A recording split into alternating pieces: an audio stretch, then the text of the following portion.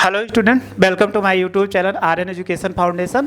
हम आपको पढ़ा रहे थे क्लास 10th का सब्जेक्ट भौतिक विज्ञान, जिसमें हमने पहले लेक्चर में पढ़ा था प्रकाश किसे कहते हैं। इसके बाद प्रकाश का परावर्तन तथा परावर्तन के नियम पढ़े थे। आज उससे आगे थोड़ा सा पढ़ते हैं। इसमें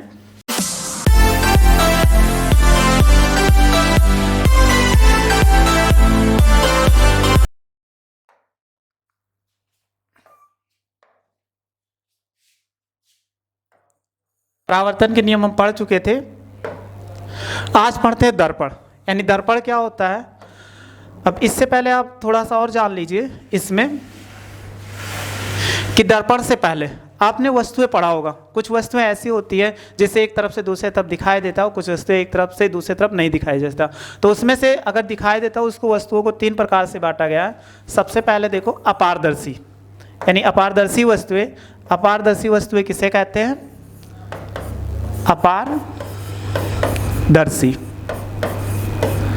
अपारदर्शी वस्तुएं जिससे आपको देखने पर एक से दूसरे तरफ दिखाई न दे, यानी एक तरफ आप खड़े हो तो उसके दूसरे तरफ देख रहे हो, दिखाई न दे, तो उन्हें हम बोलते हैं अपारदर्शी वस्तुएं। तो जैसे अगर आप दीवार देख रहे हो, दीवार हो जाएगा। दीवार के अगर किसी भी अंदर कमरे में खड़े हो तो दीवार के बाहर आप नहीं देख सकते, या आप कोई बोर्ड जैसे लगा बोर्ड है तो वो भी आप नहीं देख सकते, बोर्ड हो जाएगा। ऐसी बहुत सारी, अगर कोई जैसे मेज मान लीजिए, मेज है तो मेज के अगर ऊपर से देखोगे तो आपको नीचे नहीं दिखाई देगा। तो बहुत सारी वस्तुएं हम क्या बोल सकते हैं? अपारदर्शी है। तो अपारदर्शी वस्तुओं से हमेशा याद ना प्रकाश का परावर्तन होता है, यानी कोई भी अपारदर्शी वस्तुएं हैं चाहे ज़्यादा चिकनी होगी या कम चिकनी होगी, लेकिन अपारदर्शी वस्तुओं से सदैव प्रकाश का परावर्तन होता है। और दूसरा इसी में पारदर्शी वस्तुएं। देखो पारदर्शी क्या हो जाएगा? पारदर्शी वस्तुएं। पारदर्शी वस्तुएं क्या होती हैं?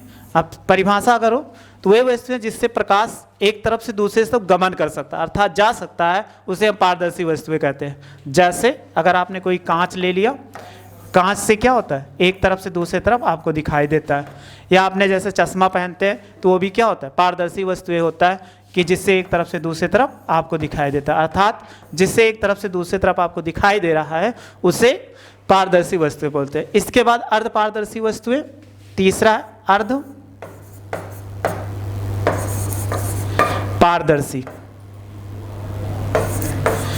जिससे क्या हो आपको पूर्ण रूप से ना दिखाई दे। जैसे अगर कोई पेपर ले लीजिए, वाइट पेपर, उस पर तेल लगा दीजिए, तो तेल लगा हुआ पेपर क्या होगा? आप पूरा तो नहीं देख सकते लेकिन आंशिक रूप से थोड़ा बहुत देख सकते हो। तेल लगा हुआ पेपर या कागज लगा हुआ कागज, ये हो जाएगा। यानी वस्तुओं को 3 प्रकार से बांटा गया है। तो इसमें प्रकाश क्या होता है? आंशिक रूप से गमन करता है, बहुत ज़्यादा नहीं गमन कर पाता है, तो इसी को हम बोलते हैं यहाँ पर तेल लगा हुआ पेपर, अर्थात ये क्या होता है? अर्ध पारदर्शी होता है। अब इसके बाद पढ़ते हैं दर्पण क्या होता है। तो दर्पण आपने देखा तो होगा ही, रोज़ आप प्रयोग करते हैं दर्पण का।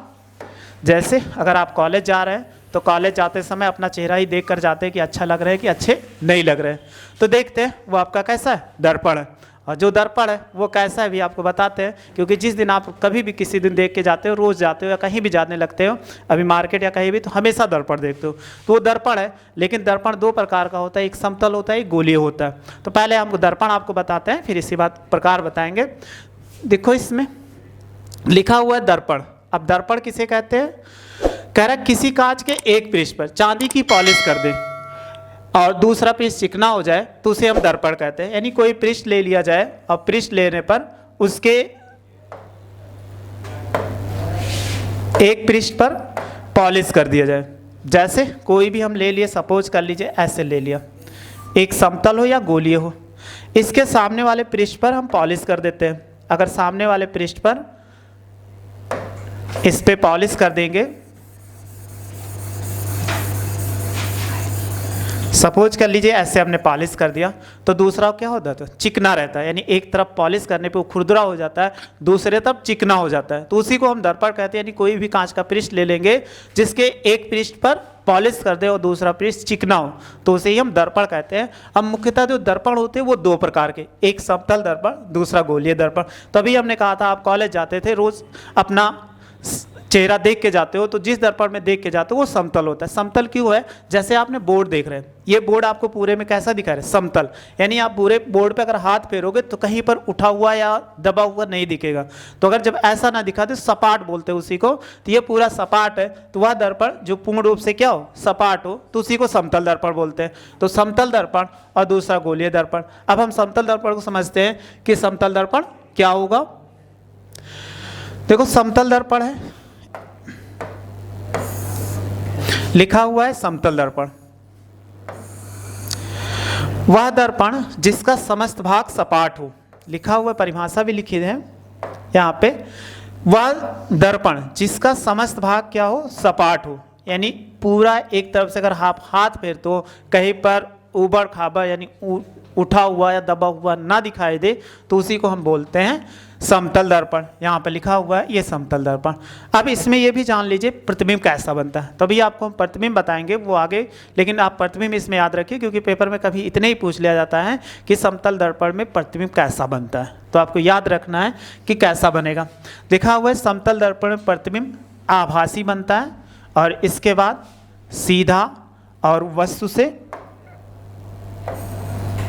सीधा है वस्तु के बराबर, परंतु पार्श्विक उल्टा व दर्पण के पीछे और वस्तु की जितनी दूरी सामने होता है प्रतिबिंब उतनी ही दूरी दर्पण के पीछे बनता है। तो देखो हम एक दर्पण, आपको यहाँ पे ये लिखा गया है एक दर्पण है, ऐसे दिखा है, ये क्या है? समतल दर्पण है। ऐसे है, ये एक समतल दर्पण है जिसके एक वस्तु ऑब्जेक्ट यानी ये वस्तु हो गया, इस वस्तु को यहाँ पे रखे हैं। अब एक वस्तु इसका प्रतिबिंब बन रहा है, ये प्रतिबिंब है। तो प्रतिबिंब देखो दर्पण के पीछे, यानी हमेशा कोई वस्तु अगर दर्पण वस्तु के सामने रखा है, अगर उसका प्रतिबिंब पीछे बन रहा हो तो कभी भी कहीं भी बनेगा तो हमेशा आभासी होगा। ये वस्तु यहाँ पर रखा गया है, इसका प्रतिबिंब देखो पीछे बन रहा है, तो कभी भी पीछे अगर दर्पण के बनता है तो आभासी प्रतिबिंब हो जाएगा। और देखो यहाँ पे वस्तु क्या था, अगर मान ले ओ डैश था तो यहाँ पर देखो प्रतिबिंब क्या है? I dash. जितना यहाँ पर था इसमें लंबाई ओ डैश की, सीधे उसके समांतर रेखा खींची गई आई डैश। तो यही कहा गया आभासी, और उसी दिशा में यानी इस अक्ष के ये मुख्य अक्ष है, इससे ऊपर की ओर बन रहा है, इसलिए प्रतिबिंब क्या हो जाएगा? सीधा हो जाएगा वस्तु का। अब लिखा हुआ है पार्श्विक उल्टा क्या होता है? आप तो उल्टा जानते होंगे कि उल्टा का मतलब, देखो आपको उल्टा मालूम होगा कि अगर हम किसी को, जैसे कोई वस्तु ऐसे रखी गई है, आप क्या कर दीजिए, इसको ऐसे रख दिए, ये उल्टा हो गया, ठीक है, लेकिन इसको हम उल्टा बोलते हैं। लेकिन एक शब्द लिखा हुआ पार्श्विक उल्टा। तो पार्श्विक उल्टा क्या होता है? अगर लेफ्ट का राइट और राइट का लेफ्ट हो जाए, यानी हम कभी किसी वस्तु का अगर प्रतिबिंब दर्पण में देखते हैं तो उसमें क्या होता है? लेफ्ट का राइट और राइट का लेफ्ट हो जाए तो उसी में बोलते हैं पार्श्विक उल्टा। सपोज कर लीजिए कि एक दर्पण ये ले लेते हैं, ये दर्पण है यहाँ पे, अगर ये P है इस पे और यहाँ पे बनाओगे तो P कैसा बनेगा? ये ऐसा बनेगा। और सपोज कर लीजिए अगर हम B बनाएं ऐसे तो B कैसा बनेगा? यहाँ पे ऐसा। देखो इसमें कैसा था? राइट साइड, और B इधर देखो कैसा बन गया? लेफ्ट साइड, यानी उल्टा बन रहा है, तो पार्श्विक उल्टा। लेकिन अगर M बनाओगे तो M बनाने में कोई चेंजिंग नहीं, M ऐसे था तो M क्या हो जाएगा? ऐसे ही रहेगा। या A बनाएंगे तो A ऐसा ही रहेगा, यहाँ पर कोई चेंजिंग नहीं। तो अगर लेफ्ट का राइट या दर्पण के सामने आप खड़े होते हो तो आप देखते हो अपना चेहरा जब देखते हो तो दाएं का बाएं दिखता है, बाएं का दाएं दिखता है, तो वही इसमें कहा जाता है पार्श्विक उल्टा। और दर्पण के पीछे दर्पण से वस्तु जितनी दूरी, यानी वस्तु ये जितनी दूरी पर यहाँ पर रखा होता है, ये यहाँ से यहाँ तक उतनी ही दूरी ये क्या होता है? पीछे बनता है। तो ये इसमें कह रहा है प्रतिबिंब कैसा बनता है? आभासी, सीधा, वस्तु के बराबर परंतु पार्श्विक उल्टा, और दर्पण से समान दूरी पर, यानी वस्तु जितनी दूरी पर सामने रखा होता है दर्पण उतनी दूरी से पीछे बनता है। फिर एक और थोड़ा सा पढ़ लेते हैं इसी में। अगला है गोलीय दर्पण। अब गोलीय दर्पण किसे कहते हैं? गोलीय दर्पण, इसके नाम से ही जान गए कि कैसे होगा। गोलीय दर्पण मतलब कोई वस्तु गोला जैसा हो, उसी से। तो गोला जो कैसे हम बनाएंगे इसमें, देखो अगर इसमें ले लिया जाए किसी गोला को, यानी हमने ये सपोज कर लीजिए एक गोला ले लिया,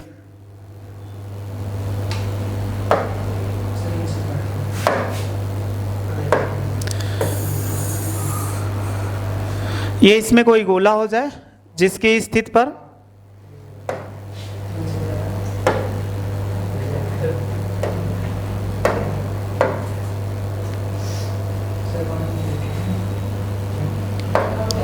ऐसे नहीं, हाथ से बना देते क्योंकि सही गोला नहीं बन रहा है।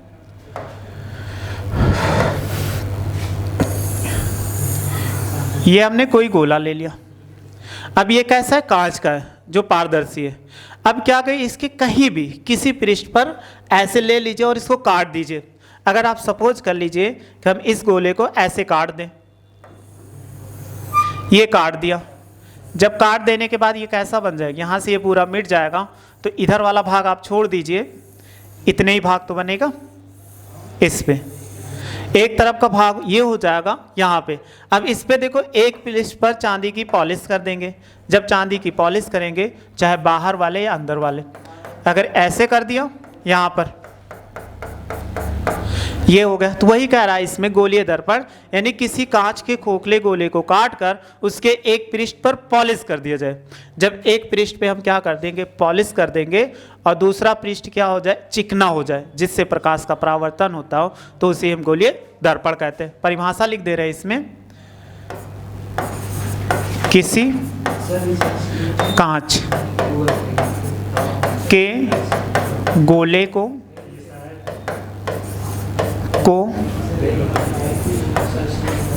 काट कर उसके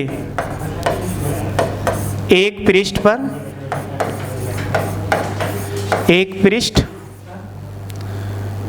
पर पॉलिश कर दे,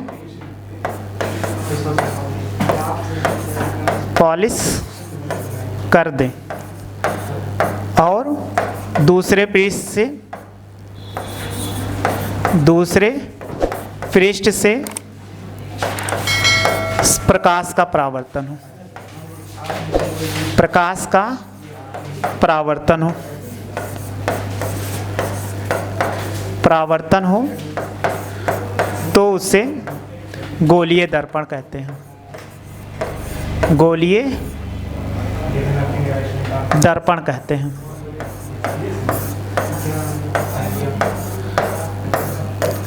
ये हो जाएगा इसकी परिभाषा, यहाँ उससे रहेगा।